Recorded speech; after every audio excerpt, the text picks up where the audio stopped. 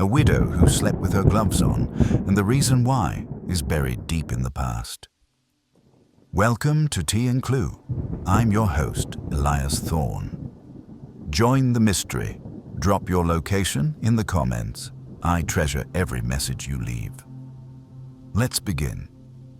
On a warm May afternoon in the village of Shipping Dean, a place where a whisper could travel faster than a bicycle, an assembly of the Women's Institute gathered on the church lawn for a fundraiser fete, all bunting and Battenberg. There were jam jars to be judged, raffles to be rigged in good spirit, and iced lemonade sweating in cut crystal pitchers. Conversation, like the flower beds, was neatly clipped yet blooming with curious color.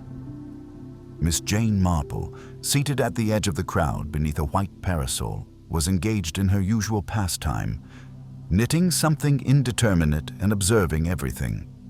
Her pale blue eyes moved from face to face, her fingers clicking steadily. Though she said very little, there was not a facial twitch, nervous giggle, or seemingly innocuous hesitation that escaped her notice.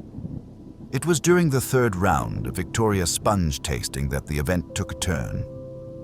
Reverend Parnell's wife, who had momentarily gone missing during the cucumber sandwich phase, reappeared with a face as pale as her frock. She approached the vicar with a shaking hand and whispered in his ear. His brow, normally serene with the bliss of theological certainty, contracted into a frown of worldly concern.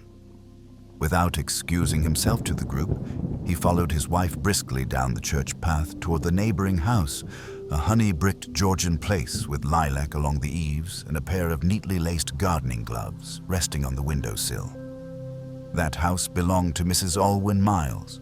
She was, as everyone knew, a widow of 4 years and the subject of much polite speculation. Some said she'd kept the gloves as a memorial to her late husband, a retired solicitor who died rather suddenly one afternoon after mowing the lawn. Others, whispering behind bone china teacups, hinted the gloves were worn for reasons more superstitious than sentimental.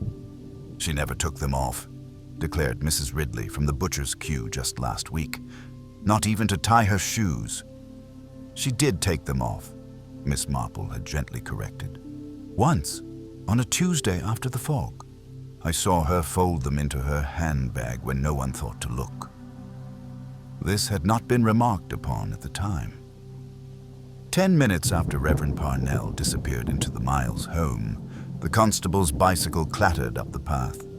The fete dwindled awkwardly, women pressing paper doilies over their slices of cake and muttering questions. Something had happened. Something bad. Everyone could feel it. The peculiar stillness, the sound of nothing but the bees and the crows.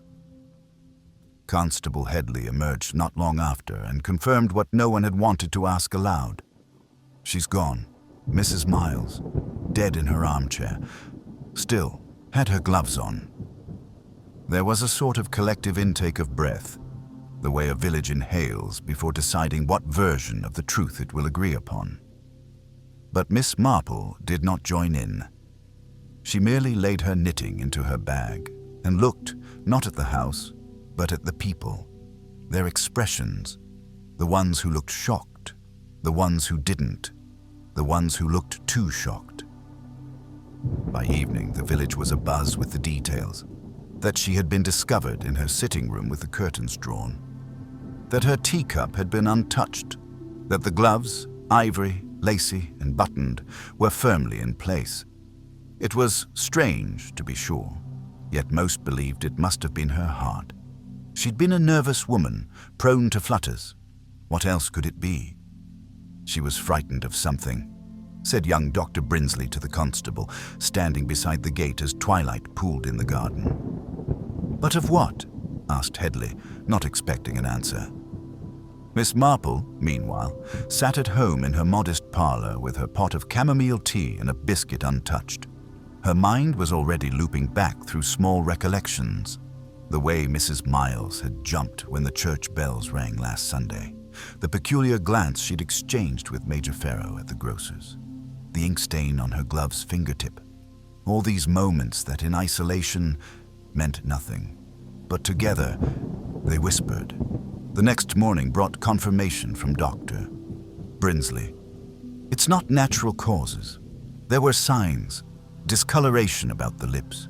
She was poisoned, something fast, something that didn't taste of much. The announcement, made with a blend of clinical regret and secret excitement, sent the village into spasms of chatter. Everyone had theories. Mrs. Hodges was certain it was the result of a love triangle involving the postman. Mr. Tilley insisted it was an act of revenge for a decades-old land dispute. The grocer's apprentice claimed it must have been suicide. Hadn't she bought nothing but tinned peaches for the last week? Miss Marple made no declarations. Instead, she walked the garden path that afternoon with her parasol, pausing near the Miles house where Sergeant Phipps now stood guard. She nodded to him, then bent to observe the flower beds, the arrangement of pots, the recent scraping of a boot along the gravel. Her fingers, almost unconsciously, mimed the act of buttoning a glove, and her eyes, those pale blue eyes, narrowed slightly. Someone, she murmured softly to herself, was counting on us not to notice the quiet. And with that, she turned back toward the village, where every shop bell and rustling curtain might offer a clue, if one only knew where to look. The following morning, the clouds hung low over Chipping Dean, casting the streets in a muted light that made every flower bed look slightly overgrown, every curtain more closely drawn. News of Mrs. Miles's poisoning had spread not just through the village but out to the surrounding hamlets as well, carried by church newsletters, grocers' vans, and idle tongues in post office queues. The official line was cautious, pending further results, unexplained death, but no one was using that phrase. Everyone was saying murder now, with a kind of pleased horror. At the Green Acorn Tea Shop, the center of all significant chatter, opinions abounded. Miss Hartley, a former piano teacher who had once accompanied Mrs. Miles at a harvest recital, declared it a matter of romantic betrayal. She'd always had that lonely sort of look, she said, stirring her tea vigorously, like someone waiting for a letter that never came. Mrs. Fenchurch, who ran the shop and had sold Mrs. Miles lemon barley water only last Tuesday, disagreed. No, she was scared. You could see it in her posture, always hunched in like a rabbit watching the hedge line. And gloves indoors, added Mr. Crump, who delivered vegetables to the houses along the South Road. You tell me that's not strange. Miss Marple sat quietly by the window with a scone on her plate, and her hands folded neatly in her lap. She did not contribute to the theorizing. Her mind was elsewhere, returning again and again to small peculiarities. The untouched teacup, the drapes drawn in daylight, the gloves unremoved.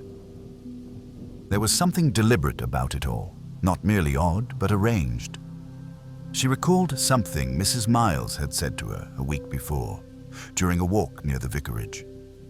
The widow had paused to examine a bloom of white foxglove, her gloved hand brushing the petals lightly. So many things that look gentle can kill you, she had said with a slight smile. Wouldn't you agree, Miss Marple? At the time, Miss Marple had merely nodded and observed the quality of silence that followed. It was not the silence of someone at peace. That afternoon, Inspector Arkwright arrived from the county station in much withering, a man with a square jaw, good intentions, and a fondness for swift conclusions. Miss Marple knew the type well enough. He would search for something bold and malevolent. A scorned lover, a forged will, a violent row. And perhaps he would miss the truth entirely. He began his inquiries by interviewing the close neighbors. Miss Purvis, who lived 2 doors down and had a long-standing feud with the deceased over garden boundaries, claimed she had seen nothing but a flash of a navy sleeve at the front door the day before the fete. Not the postman, she insisted. Too clean cut. I assumed it was that nephew of hers. Or said he was.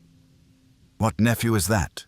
The inspector asked, taking down the note without looking up. George Miles. Came to call twice this spring. Not much in the way of manners. Others recalled him too. a dark-haired man in his 30s with an eager voice and a tendency to speak just a little too loudly in shops. Miss Marple had seen him herself once outside the chemist's, flipping through a rack of cheap thrillers while Mrs. Miles emerged with a small brown package in her gloved hands. Miss Marple asked Sergeant Phipps whether anyone had seen this George Miles recently. "He hasn't been about that I know of," Phipps replied, scratching his temple. "Though now you mention it, young Lily, the girl who helps at the bakery swore someone knocked at the back door early yesterday morning but ran off when she opened it. Could have been a mistake. Or it could have been a man with a reason to see Mrs. Miles before anyone else did," Miss Marple replied softly. The inspector, meanwhile, had settled on an altogether different line of interest. He had found a bottle of cordial in the deceased's pantry, labeled as elderflower, but faintly tainted by something unpleasant. It had been opened recently. "We'll have it tested," he said with confidence, "and if we find poison in it, we'll know where to look." "But who would place poisoned cordial in her own kitchen?" Miss Marple asked, ever so mildly. Arkwright looked at her as one might regard a fond but confused aunt. Perhaps someone she trusted, someone who knew she drank it every afternoon. Miss Marple did not press further. It was not her way, but she thought about the girl Lily again, about that knock at the back door, about a teacup left full and gloves buttoned tight. Mrs. Miles had been expecting someone, and she had been prepared to meet them. Miss Marple made a quiet visit that evening to the churchyard, a place she often wandered when thinking. As she passed the newer headstones, she paused by the one belonging to Harold Miles, the deceased's husband. There was a simple brass plaque and a patch of well-tended violets, but behind it, faint and half-covered by creeping time, was another stone, older, the name half-weathered. She brushed some moss away. The inscription was faint, but the surname matched. Francis Miles, 1890 to 1917. And below it, almost invisible, beloved sister, Francis. Not a wife, a sister. Miss Marple frowned. She remembered something else now. A casual mention in the post office from Mrs. Biddle years ago about how Mr. Miles had once taken in his sister after a bit of family unpleasantness. But she had died young, hadn't she? Or had she? And if this woman was indeed buried here, why had no one ever spoken of her? Miss Marple walked back slowly through the village as lamps flickered on one by one. Outside the old bakery, Lily was closing the shutters. Miss Marple paused and asked, "My dear, you mentioned someone came to the back door yesterday." "Yes, miss, just as I was finishing the sponge mixing. Bit before 8, I think." "Did you see who it was?" Lily looked nervous. "Not properly. Tall, though, and wearing a cap, but I think he had an accent. Not from here. Maybe London?" Miss Marple thanked her and continued on. She now had threads. Nothing yet firm, but threads nonetheless. A visitor who had not waited to be greeted. A nephew with unclear motives, a forgotten sister in a shaded grave, and gloves, always gloves.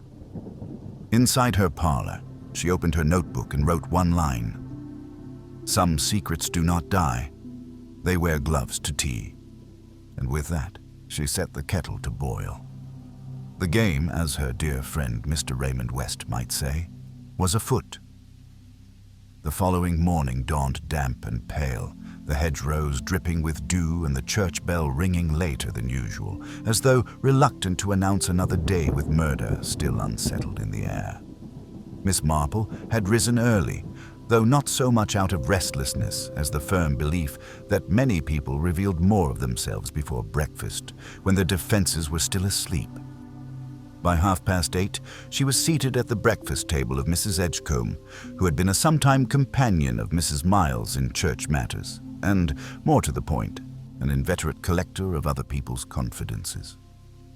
Miss Marple had come under the pretense of returning a borrowed embroidery pattern, though both women understood that such gestures in Chipping Dean often carried a dual purpose. Mrs. Edgecombe, all curls and clinking china, poured the tea with a flourish. "It's a dreadful business," she said without prompting. Poison. Imagine. I try not to imagine it too vividly, Miss Marple said gently, stirring her cup. She came here, not 3 days ago. Sat in that very chair. I thought she seemed thinner, fretful. Her hands trembled when she picked up her saucer. Did she mention anyone troubling her? Mrs. Edgecombe paused, the teaspoon halting mid-air. Not directly, but she asked if I believed people changed with age, if someone who had once been cruel could grow gentle. A philosophical question, Miss Marple said, her voice mild, and one not easily answered. No, indeed, Mrs. Edgecombe said, resuming her stirring, but then she said, this stayed with me. Even a gloved hand can leave a bruise. Odd, wasn't it? Very, Miss Marple said, though she gave no indication of surprise. Outside, the milk cart rattled past. Mrs. Edgecombe leaned forward slightly. I shouldn't say it, but I never liked that George. The nephew, too eager, kept asking after her things, what she might leave behind. She brushed him off, but I think it upset her. There's a look people get when their family starts circling like crows. Miss Marple nodded slowly. And was she ever visited by anyone else from the family? Mrs. Edgecombe's brow furrowed. She once mentioned a cousin, I believe, a nurse or something of the sort, years ago, but that was all very vague. A cousin, a nurse, and gloves, always the gloves. Miss Marple took her leave shortly after, the embroidery pattern still tucked in her handbag. She walked slowly toward the green, where a few of the villagers were already gathering outside the post office under the pretense of collecting letters, but really to gather what news might be going. She stopped in to speak to Miss Harbottle, who managed the tiny post desk with the efficiency of a customs agent. Did Mrs. Miles receive much post these past few weeks? Miss Marple asked lightly, glancing through the window where Mrs. Ridley pretended to admire the notices on the board. Miss Harbottle was not one to deny a query from Miss Marple, whose questions always sounded so casual. A few letters, yes, mostly from London, all the same handwriting, thin paper. Any names? Well, they weren't signed on the outside, of course, but I did peek once, just the return address, flat in Brixton, woman's name, something foreign sounding, Eliska, perhaps. Curious, Miss Marple murmured. Did she post many replies? Not often, just once, I think. Sent off a thick envelope herself about a week ago. Miss Marple thanked her and stepped outside just as Inspector Arkwright crossed the square with purpose in his stride. He spotted her and offered a quick nod. Miss Marple. Still collecting theories, I suppose. Not collecting. Just tidying loose ends, she replied, her tone light. He stopped beside her. We've got confirmation from the lab. The cordial in Mrs. Miles's pantry contained a trace of aconitine. Miss Marple's eyes narrowed just slightly. Monk's hood. You know your poisons? In theory, I garden. He smiled without warmth. Well, we're now looking at who had access to that pantry and knowledge of what she might drink regularly. And gloves? She asked. He blinked. I beg your pardon. She died with her gloves on. You've asked about the drink, of course, but have you asked about the gloves? Arkwright frowned. I assumed they were a quirk. Eccentricity. Eccentricities are often defenses. But in this case, I suspect they were armor. Or perhaps even a sign. A sign of what? Miss Marple gave a faint smile. That she knew someone meant her harm. Later that afternoon, Miss Marple found herself once more near the Miles house, which remained shuttered and silent, though the constable's presence had been replaced by a simple lock and a neatly taped notice on the door. She stood at the gate, examining the side path. The garden was tidy, but one pot near the back door had been knocked askew, soil crusted along the edge. A scuff in the dirt led toward the tool shed. She circled round discreetly and peered inside. It was mostly empty. Some twine, a trowel, sacks of peat. But something was missing. There was an empty patch on the shelf where a tin might have stood, a faint ring in the dust. She returned to the village with a thought growing sharper by the hour. She would need to know more about George Miles, and Eliska, if she existed. It was time to ask someone with a longer reach than Chipping Dean's grapevine. That evening, she wrote a letter to her nephew Raymond West, who dabbled in publishing and had once dabbled in an actress with peculiar political affiliations. She asked whether he could discreetly inquire about a Miss Eliska, formerly of Brixton, who might have served as a companion or nurse. She did not sign the letter with urgency, but with care. Your affectionate Aunt Jane, still quietly observing the weeds among the roses. She posted it the next morning, satisfied that the village would yield no more until someone made a mistake or recalled something they didn't yet know was important. The mistake came sooner than she expected. At 10:30, Lily from the bakery came flying down the lane, apron askew, face pale. "Miss Marple," she cried, "someone's broken into the Miles house. The back door's been forced." Miss Marple was already on her feet. "Did you see anyone?" Lily shook her head, panting. "No, but the kitchen light was on, and I swear I saw someone in the garden, a shadow. Then they were gone." Within the hour, Inspector Arkwright arrived, furious. "Why wasn't this house still under watch?" he muttered to Sergeant Phipps before stepping inside. Miss Marple lingered at the rear door, glancing down. The flower pot had been righted, too carefully. She bent slightly, brushed a finger across the rim, and saw the smear. Not soil, not peat, something oily and greenish. She straightened, a glint in her eye. Someone had returned not for theft, but for removal. Someone who feared what Mrs. Miles might have hidden or saved. Miss Marple folded her hands and waited for Arkwright to return. She already knew what she would ask next.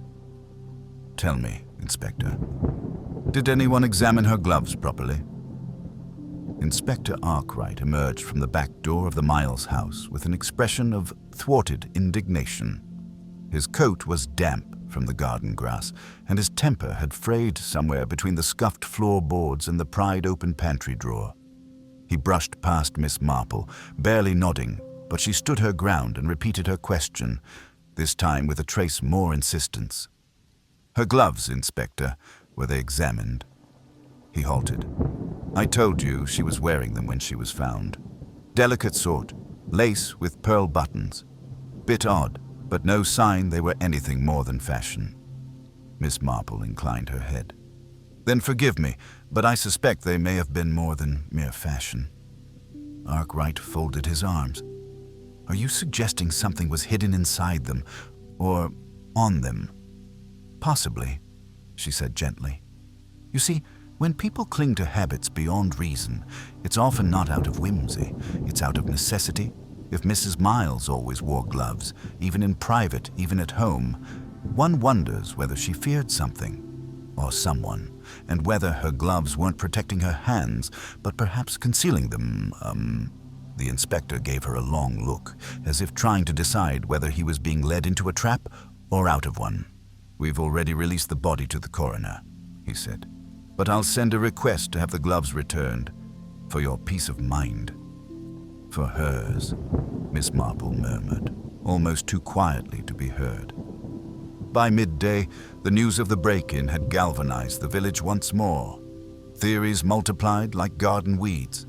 Someone claimed to have seen a man in a gray coat loitering near the old war memorial. Another swore the bakery window had been tapped on the night before. Still others wondered if the whole business wasn't connected to some lingering family curse. An idea fed no doubt by the ghostly image of Mrs. Miles discovered dead in her chair, her gloved hands folded as if in mourning. Miss Marple, however, found herself reflecting on the gloved fingers not as a tableau, but as a message, silent and easily missed. It was nearly 4 o'clock when the postmistress, Miss Harbottle, tapped on her front gate, a thin envelope in hand. "Letter for you, Miss Marple, hand-delivered, not stamped." Miss Marple took the envelope. It was unmarked except for her name, written in a curling script that looked oddly practiced, as if the writer had rehearsed it. "Did you see who left it?" Miss Harbottle shook her head. "Number It was in the slot when I returned from lunch. Odd smell to it too, like ink and herbs." Miss Marple nodded her thanks and carried it inside. She opened it carefully, slitting only the top edge and avoiding the corners where residue might cling. The letter inside was short, written in the same looping hand. "You're cleverer than the rest, but cleverness can turn tragic. Some secrets should be left buried. Don't unearth what has already been mourned." There was no signature. Miss Marple read it twice, then a third time.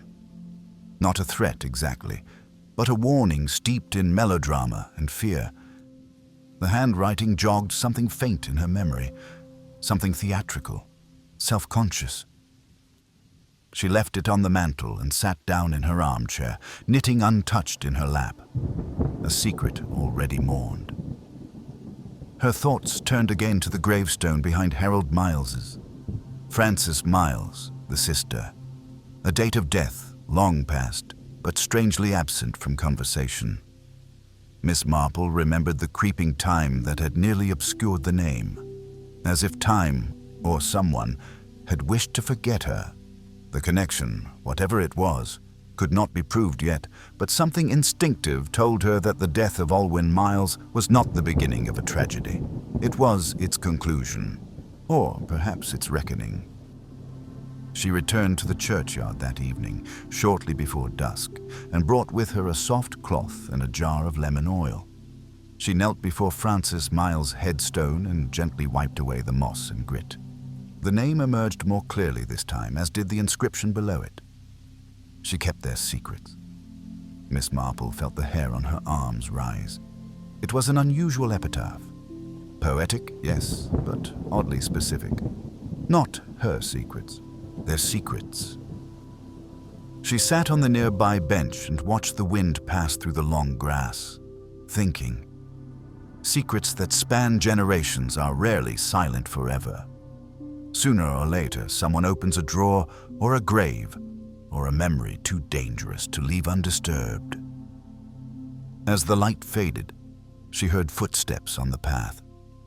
She turned to see young Doctor Brinsley walking toward her, hands in his coat pockets, a cautious look on his face. "I heard you were back here," he said. "Mrs. Edgecombe mentioned it. Thought I'd check you hadn't fainted in the ivy." Miss Marple gave a small smile. "Not at all, just reflecting." He glanced at the headstone. "Sad, isn't it? Died so young. Pneumonia, I think. At least that's the record in the old parish book. I checked this morning." "Did you?" she asked with interest. "Very diligent of you." He looked slightly embarrassed. "Truth is, this whole case has got me a bit unsettled. It's not just the poison. It's the feeling that something's been festering under our noses for years." Miss Marple nodded. "Yes, poison may have killed Mrs. Miles, but something else invited it in." Brinsley hesitated. "There's something I didn't mention before. When I examined the body, I noticed calluses on her fingertips. Odd ones, not from gardening, almost like someone who'd handled embroidery hoops for too long, or needles, or thread. Yet she was not known for needlework," Miss Marple said softly. "No," he said. "And her gloves. Well, I hadn't paid them much mind, but now I think they were a kind of disguise." "Yes," Miss Marple said, her voice thoughtful. A disguise for the hands that had done something once, something she could not forget. She stood and looked once more at Frances Miles's stone. "Do you suppose," she said slowly, "that Alwyn wore gloves to forget someone else's pain or her own?" Dr. Brinsley didn't answer, but the question lingered. That night, a telephone call came through from Raymond West. His voice was brisk and amused, but attentive. "Found your Aliska," he said. "Real name, Aliska Marrick. Czech, formerly of Prague, moved to London in the mid-1940s. Worked as a private nurse, mostly for Eastern European clients. Bit of a reputation for being severe but efficient. Disappeared from her last post 2 years ago. No formal record of her after that. No record, Miss Marple repeated. How convenient. Raymond paused. You think she's involved?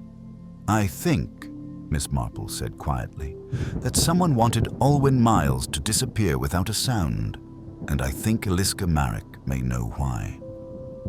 When she hung up, she went to her small writing desk and opened a drawer she rarely used. From it, she withdrew a worn envelope filled with notes and old press clippings. At the very back, wrapped in tissue, was a single glove. Lace, ivory, and with a faint stain along the button edge. It had been given to her months ago during a church jumble, one of many things left in a bag labeled "for charity." But Miss Marple, ever curious, had noticed the initials inside. FM, and she had kept it. Because sometimes the smallest things are the loudest warnings.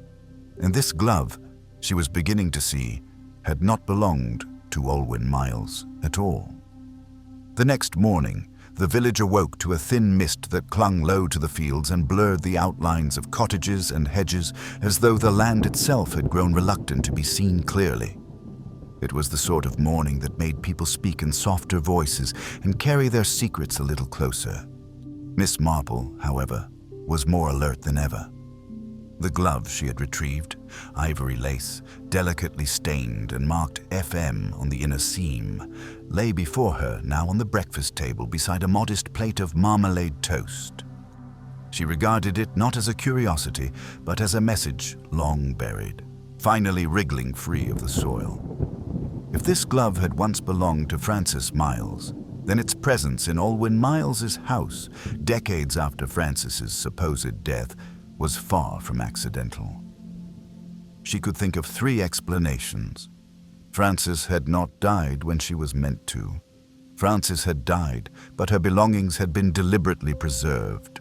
Or, and this thought she held quietly, Frances had never truly been gone at all. Shortly before 10, she stepped out onto the lane and turned toward the vicarage.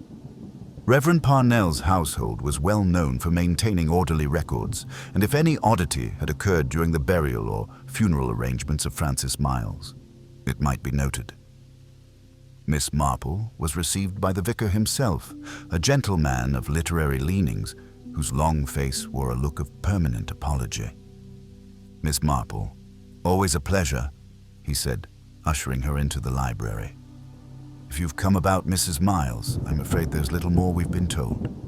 I've not come for official answers, she said pleasantly.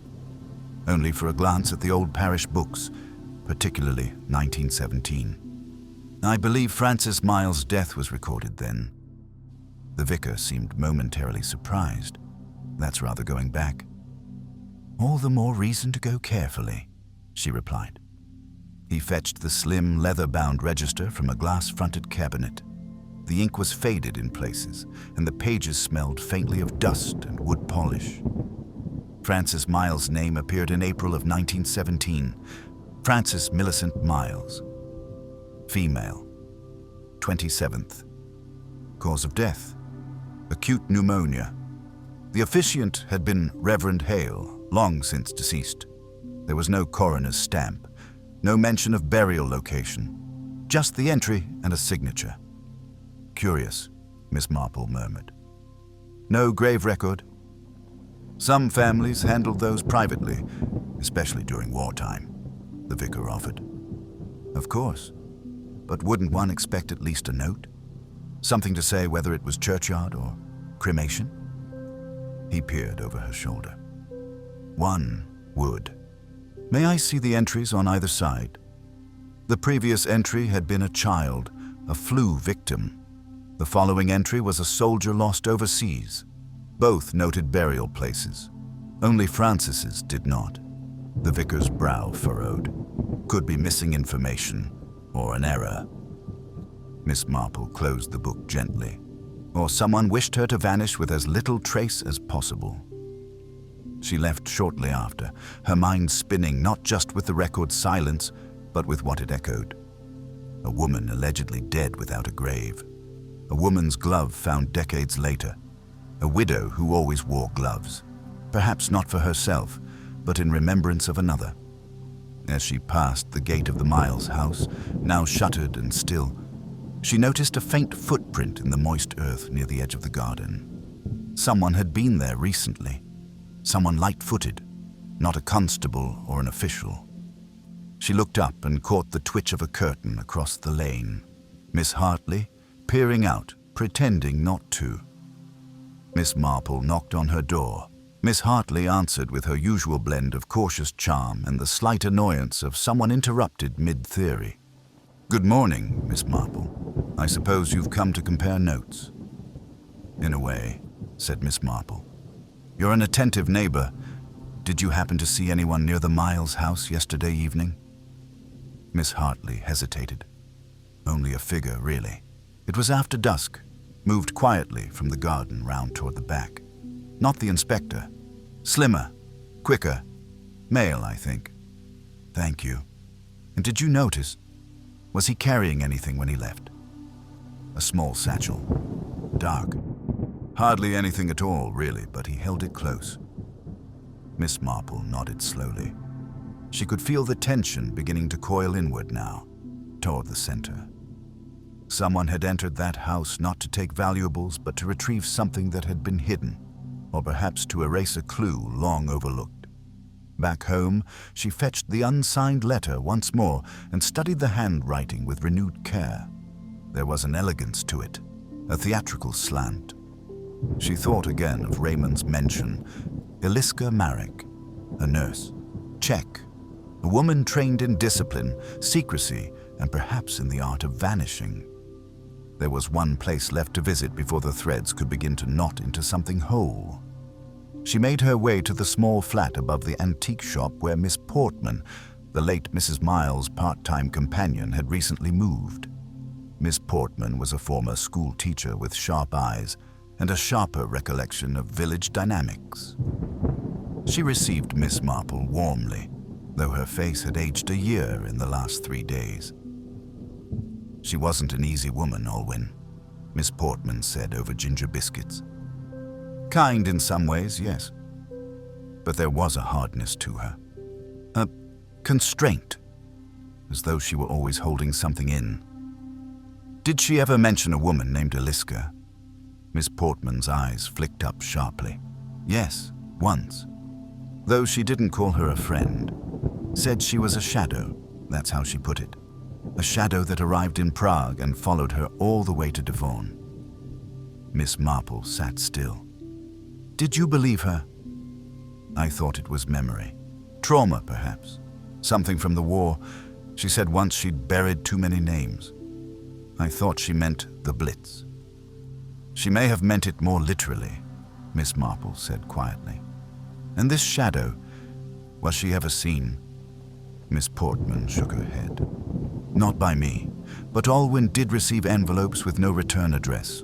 Always the same. She burned them." "Burned them?" She said it was the only way to stop them from speaking again. Outside, the wind stirred through the alley, brushing against the panes like fingers. Miss Marple rose to go. One final question lingered. "Did you ever see her without gloves?" Miss Portman nodded reluctantly. "Once, by mistake. I came in without knocking. She was sewing something and her hands were bare. They were odd, not calloused, but there was a mark, like an old scar across the palm. Long and faded. Left hand or right?" "Right." Miss Marple thanked her mind already traveling through possibilities. A scar that lingered for decades, a glove that concealed it, a woman who wore another's name, or had buried her own. The final piece was still missing, but now she saw the outline. The truth had never lived in the present. It had grown slowly from a root planted deep in the past. Frances Miles had vanished in 1917, yes, but she had not died. Someone else had, and someone had ensured that the story would hold for a time. Until a knock at a back door, until a glove with old blood and initials in lace, until a woman with too many names met the fate meant for another. Miss Marple looked again at the scarred glove on her sideboard and whispered, "Francis, what did you do all those years ago? And why was Alwyn paying for it now?" By the following day, the village had settled into that peculiar hush which often arrives after a storm, not one of wind or weather, but of revelation. Though no new announcement had come from the inspector, the people of Chipping Dean had grown more cautious, as if afraid to speak too soon or too loud, lest some hidden truth shatter further illusions. Curtains were opened more narrowly. Conversations hovered just above murmurs, and still Miss Marple moved quietly through it all, appearing as a modest figure with kind eyes and folded hands, though in truth her mind was relentlessly at work. She had spent the morning composing a second letter to Raymond West, not for gossip this time, but for access.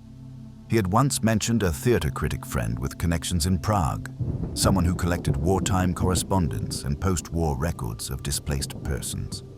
She requested, without urgency but with clarity, any trace of the name Eliska Marek prior to 1946, and also, if possible, any aliases associated with Francis Millicent Miles after 1917.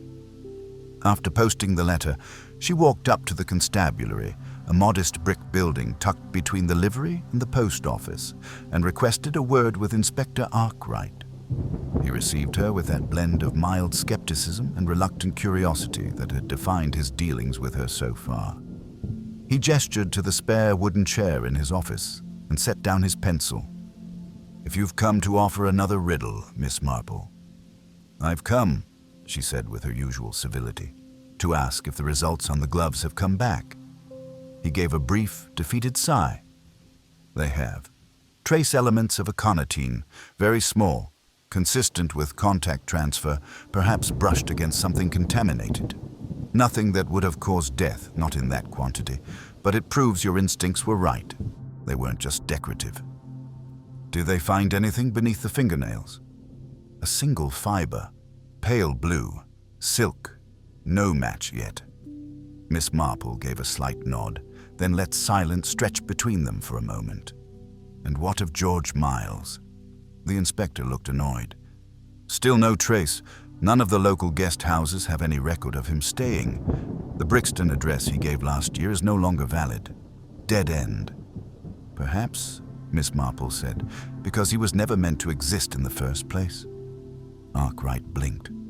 "What do you mean?" "I mean that everything about George Miles, his visits, his concerns over the estate, his inquiries at the bank, they were all second-hand. Nobody saw his identification. No documents were ever signed. And if I may hazard a suggestion, have you verified, by legal record, that a George Miles was born to Harold Miles's brother, as claimed?" The inspector hesitated, then said slowly, "I don't believe we've traced the birth certificate. We assumed—" Miss Marple gave him a kindly smile. "Assumptions are such dangerous things, don't you find?" He stood up. "I'll request the search, but what are you implying? That the man who visited wasn't a nephew?" "I'm suggesting," she said gently, "that he may not have been a Miles at all, and that he was not seeking to inherit something. He was seeking to ensure it remained buried." The inspector stared at her, and Miss Marple let the thought hang there just long enough to sharpen its edge before she stood and took her leave. Outside, she passed Lily the bakery girl, who was scrubbing the steps with a bucket and brush, her sleeves rolled high. Miss Marple paused. "You work very hard, Lily." "Oh, miss, it keeps me from thinking too much." "Tell me, on the morning of Mrs. Miles's death, when you saw that figure at the back door, what made you remember it so clearly?"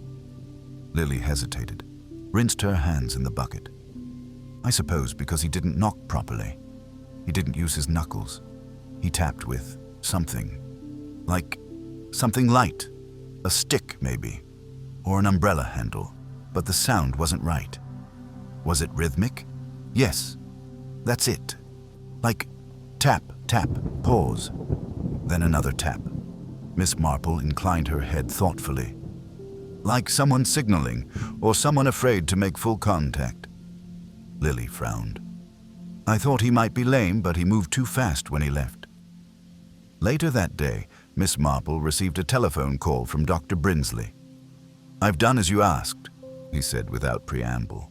I had the old surgery files examined, the ones from the 1930s when my predecessor kept private ledgers. There's no mention of Francis Miles, but there is an unregistered patient noted only as FM with recurring complaints of joint pain in the right hand. Appointment stopped suddenly in 1936. And the handwriting, do you have a sample? I do. Want to see it? I very much would, Miss Marple said. She visited the surgery that afternoon and was shown a small ledger with careful inked entries.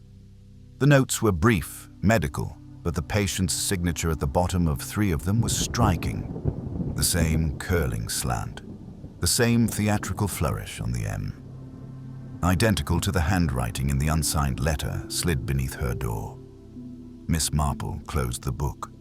She lived, she said softly. Brinsley looked confused.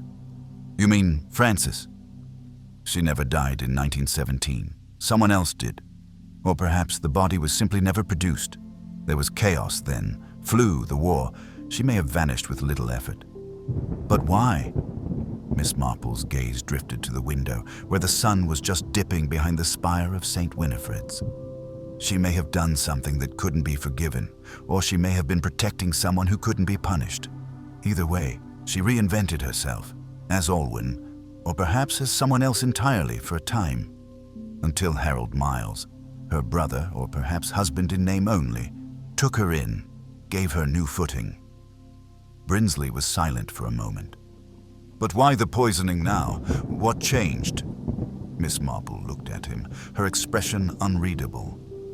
Perhaps she decided not to be silent anymore, or perhaps someone feared she would. As she left the surgery, a sharp wind picked up, sending a swirl of dry leaves across the road. She turned back once, instinctively, and caught sight of a man standing 2 doors down, a thin man in a slate-gray coat with a wide-brimmed hat pulled low. He turned quickly when she met his gaze and disappeared around the corner without a word. She said nothing at the time, but she made her way home quickly, locked the front door, and sat down to draft a new note. This time, it was not to Raymond nor the inspector. It was addressed to herself in case anything should happen that night, because Miss Marple, more than most, understood one unchanging truth. Once secrets start to surface, they never come alone. And someone had just stepped out of hiding to make sure they stayed buried. That night, the wind thickened, rising with a restlessness that stirred the hedges and tugged gently at the latches of every gate in Chipping Dean. The sky above was leaden with clouds, and the air held the heavy scent of damp earth and coming rain.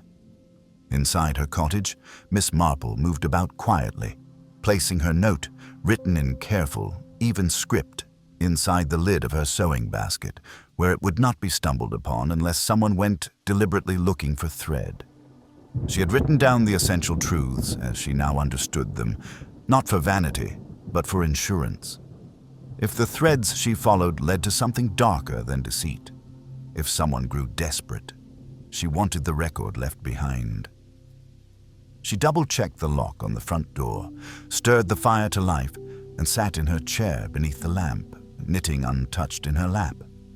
Outside, the village was silent, but for the occasional creak of trees and the gentle murmur of wind through chimney pots. At 9:15, there was a soft knock at her back door. 3 taps, a pause, then one more. She did not rise immediately. Instead, she listened. No bird song, no dogs barking, just the quiet as it had been, unnaturally still. When she did open the door, it was not wide. Just a crack, just enough to see the silhouette of the man standing there.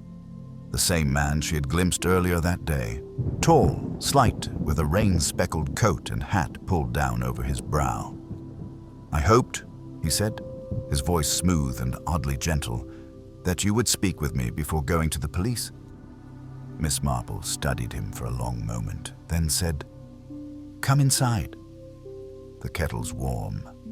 He stepped in slowly, his movements careful, not with fear, but with deliberation, as if he had trained himself never to move too quickly, never to startle. She led him into the parlor and gestured to the chair opposite hers. The man sat, removing his hat, revealing a pale face made unremarkable by symmetry. His eyes, however, were dark and restless. "I believe," she said, "you are the man who called himself George Miles." "I was," he said quietly. "It served a purpose." Miss Marple folded her hands. "A purpose being to watch over Alwyn. Or silence her." His lips twitched. "You're clever, but you misunderstand." She did not interrupt. She waited. "I was born in Prague," he continued, "in 1943. I never knew my mother, or rather I did, but only by her second name. She was Eliska Marek to the world, but not always. She arrived in England with papers, a past rearranged like furniture." Miss Marple nodded. "And who was she before?" The man's hands tightened briefly around the brim of his hat. "She never said. But when I was young, I found an old glove hidden in her things, with the initials AFM and a letter never sent. It spoke of betrayal, of family, of someone named Alwyn who had taken everything. She was Frances Miles," Miss Marple said softly. The man looked up, startled, then nodded slowly. "Yes, I know that now, or I believe it. She lived in shadows, Miss Marple. She was haunted. And after she died, I began searching. And you found Alwyn. I thought I had found a thief, a woman who had stolen another life. But I was wrong. I watched her. I listened. And the more I saw, the more I realized. She was Frances, just changed." Miss Marple was very still. "But you still posed as George Miles. You made inquiries. Why?" He looked down. "Because someone else had followed the same trail I had. Someone less patient. Someone who wanted her silence. I thought if I came as a relation, I might gain her trust, protect her. But she never let me in." "Who was following her?" He hesitated. "A woman, younger than me. English. I only knew her as Judith. She was clever, charming even. Said she was a writer researching war disappearances, but she had too many questions about poisons, about the war hospitals in Devon. She vanished 2 weeks ago, and now Alwyn's dead." Miss Marple felt the cold in her fingertips now, not from fear, but clarity. "Judith," she said softly. "Did she ever touch Alwyn's tea?" "I don't know. Did she ever wear gloves?" He blinked. "Yes, blue silk. Always." Miss Marple stood then, went to the sewing basket, and withdrew the glove, ivory lace, stained faintly at the wrist. She handed it to him. "This belonged to Frances. Your mother." He took it in his hands, reverently. "Then Alwyn must have kept it. She must have held on to her past," Miss Marple said, "and perhaps in her way tried to atone." He swallowed, carefully folding the glove. "I have a question for you," Miss Marple said. "Why come to me now?" "Because I think Judith has returned. I saw her last night, near the churchyard, watching the old graves, and because you're the only one asking the right questions." Miss Marple's thoughts turned quickly.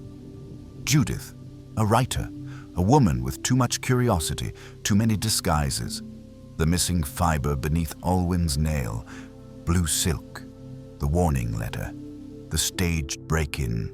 Someone had been circling Frances for weeks, and when they found her, when they realized she had survived, they ensured the past would never be spoken aloud, unless it already had been.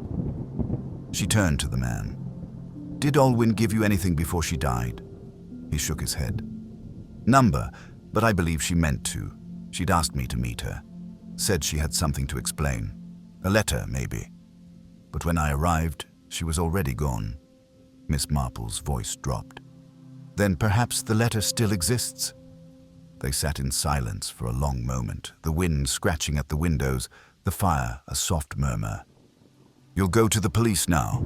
he asked. "Yes," Miss Marple said, "but not just with guesses, with names, with reasons, and with something the inspector will believe." She stood, steady, certain, because somewhere in that shuttered house, tucked in a book, behind a clock, beneath a drawer, there was a letter, and Miss Marple would find it, before Judith did, or before she vanished again, taking every truth with her. The next morning arrived sodden with rain, its slow, persistent drizzle turning the cobbled lanes of Chipping Dean to slick ribbons of grey. Yet Miss Marple moved with purpose beneath her umbrella, her boots clicking along the pavement as though each step was part of a quiet countdown. She carried a small leather satchel tucked beneath her coat, and inside it were the glove, the warning letter, and a folded note written in her own hand. Her observations, distilled and dated. If anything happened before this was over, someone would know where to look. The Miles house stood quiet and dim, officially sealed, yes, but not guarded. Inspector Arkwright had returned to Much Withering the night before for a meeting with the coroner. Miss Marple knew this because she had timed her visit with the precision of one who listens very carefully to comings and goings. She stood for a moment at the back door, just as she imagined Judith had done, just as the man who'd posed as George had described. She tapped lightly. Once, twice, pause, third tap, and then withdrew the spare key she had borrowed from Mrs. Edgecombe under the pretense of collecting church linens for inspection. She stepped inside, closing the door quietly behind her. The kitchen smelled faintly of rosemary and something burnt. The air was still and untouched. Nothing had been cleaned, nothing disturbed since the inspector's last sweep, or so it seemed. She moved with care through the rooms, pausing at each threshold to study the air itself, the shape of what was missing. A faint indentation on the windowsill where a vase had once stood, a misplaced doily, a smudge on the floor beside the clock stand. Alwyn, Francis, had been trying to leave something behind. Miss Marple stood in the parlor for several minutes, eyes half closed, letting the memory of the space settle around her. There had been no signs of struggle. The teacup left full, the gloves buttoned. If she had been afraid of Judith, if she had known the threat, she would not have sat so calmly unless she had made her peace, or unless she believed she had won. The clue, then, would not be obvious, not in a drawer or under a rug. It would be somewhere, quieter, somewhere a woman like Alwyn, steeped in habit and secrecy, would trust implicitly. Miss Marple's eyes drifted to the bookcase. Most of the volumes were worn and well handled. Novels, gardening references, a thin row of Czech poetry. She ran her fingers along the spines until she came to a volume slightly out of line. The collected letters of Emily Dickinson. Not a book most villagers would borrow. She pulled it gently. It came out heavier than it should have. Inside, hollowed between those pages, was a thick envelope tied with twine. She untied it with steady fingers and drew out a letter, neatly folded and written in a deliberate, slanting hand. She read it there in the grey stillness, the sound of the rain ticking gently against the panes. To whom this may reach, I am Francis Millicent Miles. I was born in 1890 and declared dead in 1917. I did not die. I fled. The man buried in my name was a stranger, an accident of timing and fear. There was a scandal, a child. I was to be removed quietly, but I chose another path. I became Olwen. I lived in borrowed names. I lived in silence, but silence rots if left too long. Eliska, my daughter, was the only truth I permitted myself. And in doing so, I wronged her. I gave her lies when she needed light. Judith is not her real name. She is not my daughter's enemy. She is her ghost. I once knew her mother. I once watched her mother die. Not by my hand, but not without my silence. This house is full of voices that do not sleep. Let it be emptied. Forgive me. F.M. Miss Marple stood very still, the paper light in her hand, but heavy with consequence. Frances had confessed clearly, directly, and not only to her own falsehoods, but to the deeper rot beneath it. Judith was connected to the past not just as a threat, but as a consequence. Her presence in Chipping Dean had not been random. It had been inevitable. Miss Marple turned to leave, but paused as the front door creaked open below. She froze. Footsteps. Light. Careful. Moving along the hall with the same deliberate rhythm she had imagined the night before. She slipped the letter back inside the envelope and tucked it into her coat. Then she stepped into the shadows beside the curtain, nearly invisible in the dim light. The figure appeared in the doorway moments later. A woman, slim, with dark hair pulled tightly back beneath a hood. She was dressed in charcoal gray and wore gloves, blue silk, unmistakable even in the half-light. Judith. She moved quickly to the bookshelf and hesitated, her eyes scanning the volumes. Her hand paused on Emily Dickinson, but when she pulled it free, it was light, empty. She swore softly under her breath. Miss Marple stepped out from the shadows. It's not there anymore. Judith spun. For a brief instant, her expression was one of raw surprise, but it hardened quickly into something more precise, more guarded. You shouldn't be here, she said quietly. Nor should you. They stood across from each other, the rain drumming gently behind them. She confessed, Miss Marple said. Not just to her name, to what she saw, to what she allowed. Judith said nothing. You came not for justice, but for proof. Proof that Frances Miles lived, that she watched your mother die and said nothing.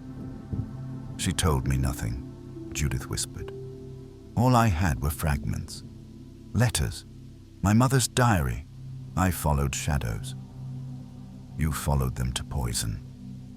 Judith looked away. I never meant to kill her, but you did. Silence. She was already dying, Judith said at last. She had cancer. She knew I only wanted her to feel what my mother felt. Fear. Isolation. You succeeded. Judith's face trembled, just for a moment. She looked at me once, in the tea shop, as if she recognized me, but not with remorse, with pity.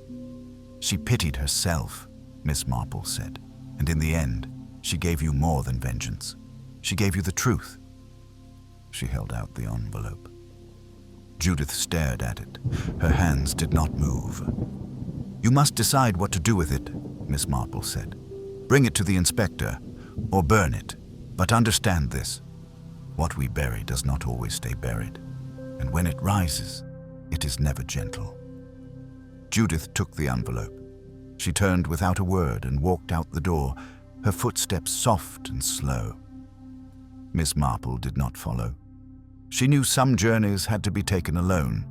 Instead, she sat once more in the quiet of the Miles house, letting the weight of what had happened settle into its place. The storm, for now, had passed, but the air would remember. It always did. By the time Miss Marple stepped back out into the rain, Judith had vanished. The narrow lane leading from the Miles house was slick and glistening, empty but for the gentle churn of puddles beneath the hedges. Miss Marple did not pursue her. She did not need to. There are some confessions that do not require a courtroom, some reckonings that unfold in silence. She knew that Inspector Arkwright would receive the letter soon enough, one way or another. Judith had taken it with no flourish, no threat, and no defense. That was enough to tell Miss Marple how the story would end for her. She walked slowly back toward her cottage, umbrella angled against the wind, thoughts drawing inward like the tide. Frances had not been evil, nor perhaps had she even been cruel in the traditional sense. But there are acts of omission, of silence and cowardice, that echo longer than any crime of passion. Frances, or Alwyn as she had chosen to be, had run from the cost of one life and tried to bury it beneath the illusion of another. In doing so, she had raised a daughter who inherited nothing but shadows. Judith had carried her mother's absence like a second spine. In her, Miss Marple had seen something of a mirror held backward, someone who had spent a lifetime looking inward and finding only questions left behind by someone else's silence. The constable was waiting for her outside her gate, a damp cap in his hands and a nervous shift in his stance. "Miss Marple, good morning. Or rather, well," he glanced at the sky. "We received a note. From the county, Inspector Arkwright sent word ahead. You're to come to the station if you would. Said it concerned the Miles case." "I expected as much," Miss Marple replied. "Has he returned?" "Just about half an hour ago. Brought a London man with him, special branch or something near to it. Seemed very particular." She nodded, brushed a drop of water from her sleeve, and set off without another word. At the station, Inspector Arkwright stood behind his desk, brow furrowed, sleeves rolled. He looked up as she entered and gave a short, tired sigh that lacked irritation and carried only weight. "Miss Marple, you've been busy." "Not nearly as busy as some," she replied mildly, "though I imagine my version of the story is shorter than yours." He gestured for her to sit. Across from him sat another man, trim, expressionless, with a civil servant's calm that bordered on opaque. "This is Mr. Clark," Arkwright said. "Ministry of Records. You've stirred up some very old papers." Clark gave her a nod that could have been a bow, had it contained more warmth. "You found the letter?" Arkwright continued. "Judith Harron delivered it herself an hour ago. Walked in, set it on the desk, and left without a word." "She said nothing?" Miss Marple asked. "Only that the truth was heavier than she'd expected." Miss Marple gave the faintest smile. "Yes, it often is." "We've confirmed most of it already," Arkwright continued. "There was indeed a Frances Miles, declared dead in 1917. No coroner's report, no burial, no official record of the body." Clark opened a thin leather file and pushed it toward her. "In 1946, a woman using the name Eliska Marek registered for a ration book in London. She gave her birth year as 1919, impossibly young for a nurse with her qualifications, but no one questioned it at the time. She lived under that name until 1962, when she left her post without notice. After that, her trail disappears entirely. I believe she became Alwyn Miles shortly after," Miss Marple said softly. "A name no one would question. A widow returning to a place her family once owned." Clark closed the file. "We'll verify it." Quietly. "And the girl?" Miss Marple asked. "Miss Harron," Arkwright said. "She's on a train to London. She declined to press charges against anyone, and unless new evidence appears, we don't believe she will face any herself." Miss Marple nodded, unsurprised. "She has already paid quite dearly." Arkwright tapped his pencil against his blotter for a long moment. Then he looked up and said with unusual softness, "Why did Frances hide? Was it shame?" "No," Miss Marple said, her voice gentle but firm. "It was something far more insidious. Fear of exposure, of ruin, of losing control. She was not a cruel woman, not by nature, but she had once seen something that implicated her, or at the very least embarrassed her, and rather than face it, she vanished. Reinvented herself. But such lives never remain truly hidden. They leave traces, letters, gloves, names spoken in the wrong tone at the wrong time, and eventually someone follows those traces." Arkwright leaned back. "Judith did, yes," Miss Marple said. "But she did not come to kill. She came to confront, and Frances, to her credit, was prepared. She had written her confession, She knew the reckoning had arrived. Arkwright gave a long sigh and sat back. It's a strange kind of justice. Most justice is, she said. But the truth has been told. The rest, well, the village will absorb it, as it always does. When she left the station, the rain had lifted, though the air was still damp and full of unsettled silence. She made her way past the churchyard once more. The gravestone of Francis Millicent Miles stood as it always had, now cleaner than before, the moss removed. Someone, perhaps Judith, had laid a single stem of foxglove at its base. Not a gesture of hatred, not forgiveness either, but something like acknowledgement. As she turned the corner, she found Dr. Brinsley waiting near the lane, umbrella folded, coat buttoned tight. "I heard," he said, "from the inspector." She nodded.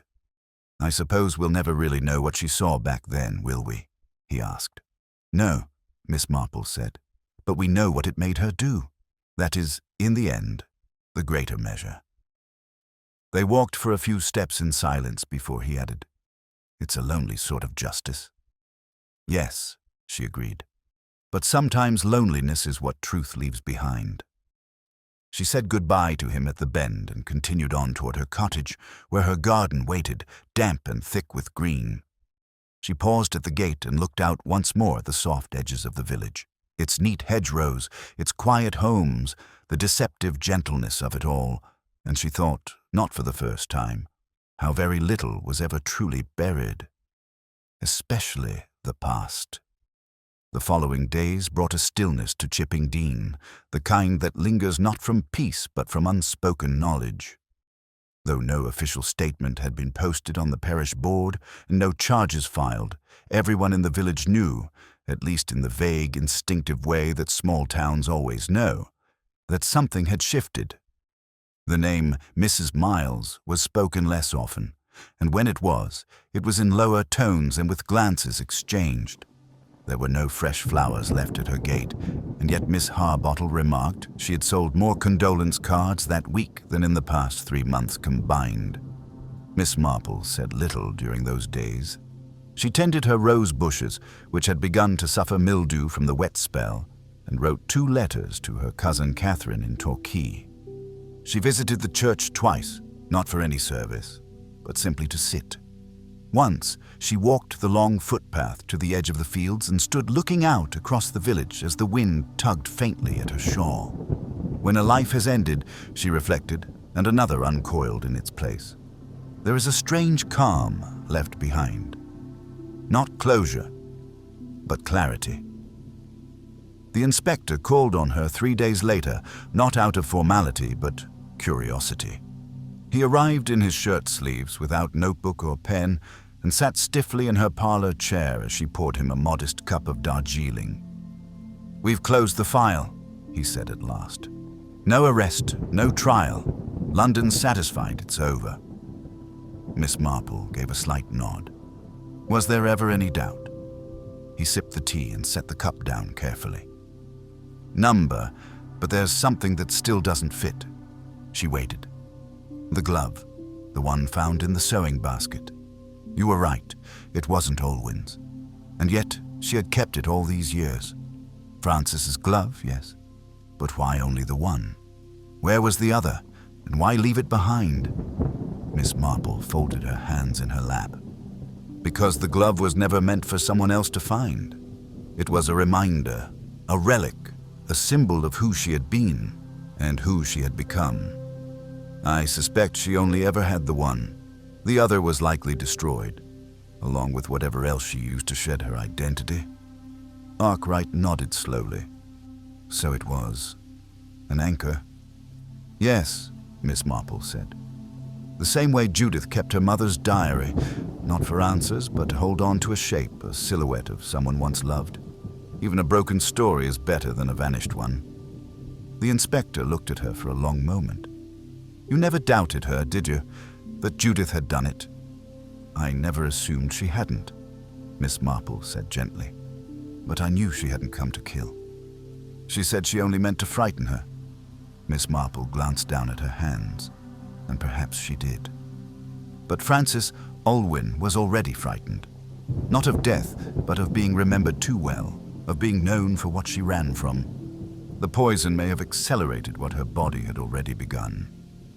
He took another sip of tea, then stood. "You're an unusual woman, Miss Marple." "I'm a woman with time to think, Inspector.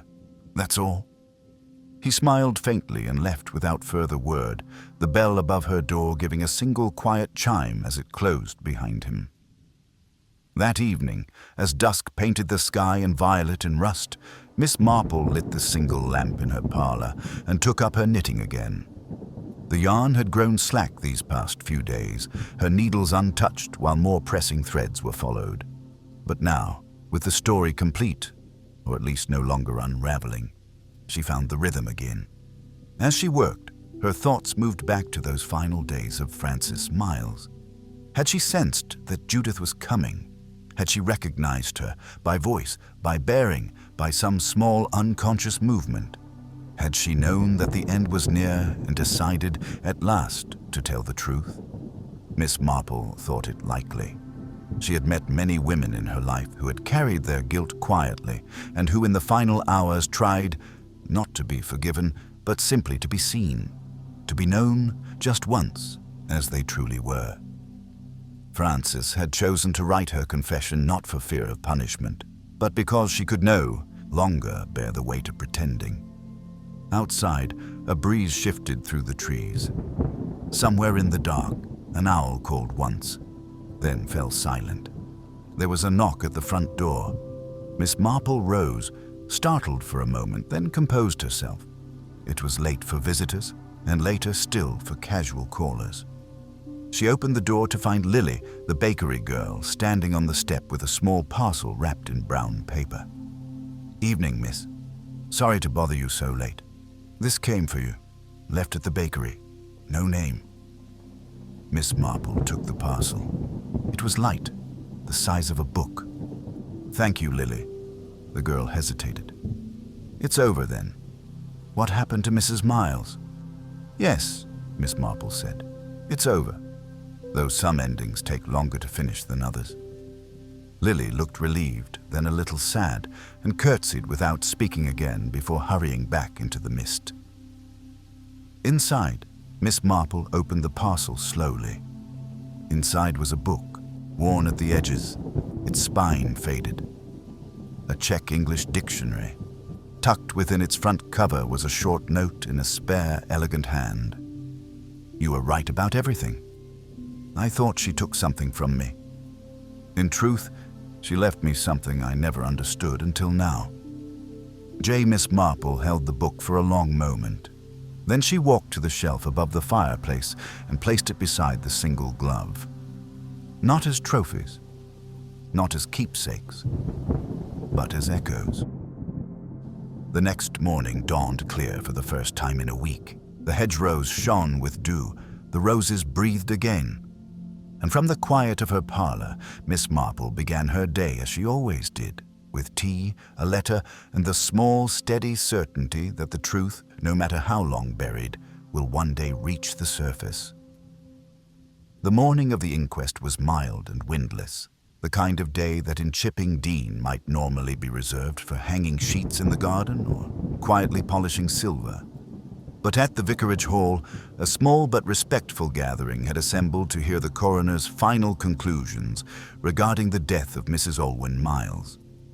Miss Marple attended, as she always did in such matters. Not out of morbid fascination, but because, as she often said, truth is not merely uncovered, but witnessed. She sat toward the back, a discreet figure in dove-gray wool, gloved hands folded neatly in her lap. There were no shocks delivered during the proceedings. The cause of death was listed as acute cardiac arrest, likely accelerated by the presence of aconitine administered in sublethal but compounding doses. No sign of forced entry. No confirmed suspect. The verdict, officially, was misadventure with circumstantial suggestion of external influence, which, in the language of coroners, meant everything and nothing. The villagers drifted out into the sunlight in hushed pairs, remarking mostly on the weather and how well Reverend Parnell had handled the prayer, though a few couldn't help glancing toward Miss Marple with the kind of speculative curiosity only reserved for those believed to know more than they've said. Back at her cottage, she found herself not relieved nor even reflective, but deeply still, like someone who had stepped out of a long conversation and found herself at last in silence. The story, as it had been told to her and as she had pieced it together, was complete. Frances Millicent Miles had not died in 1917. That was now certain. She had chosen to disappear, to escape scandal or shame, to start again under borrowed names. She became Eliska Marek, later Olwyn Miles, and for a time, perhaps, she had known peace. But secrets, as Miss Marple knew far too well, do not rest quietly, especially not when they involve the living.